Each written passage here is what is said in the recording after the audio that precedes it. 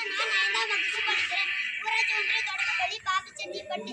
நான் இப்போது நேதாஜி சுபாஷ் சந்திர போஸை பற்றி பேசப் போகிறேன். கொல்லிமலை சாரலிலே குளிர்நிலவு தென்றலிலே தங்க மலர் பறித்து தன் தாய்க்கு சூட்டிவிட்டு தங்க தமிழ் மொழியில் எனது உரையை தொடங்கினேன். அனைவருக்கும் என் வீர வணக்கங்கள்.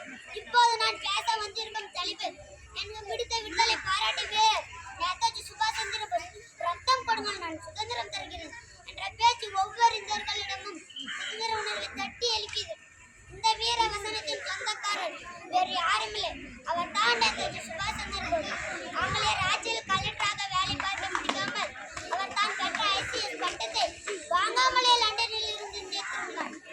வந்த பின் அவர் இந்த சுதந்திர போராட்டத்தில் ஈடுபட்டு ஆங்கிலேயர்களை வெளியேற்ற மிக தீவிரமாக போராடினார். இந்த விடுதலை போராட்டத்தில் ஈடுபட்டு ஆங்கிலேயர்களை வெளியேற்ற மிக தீவிரமாக போராடினார்.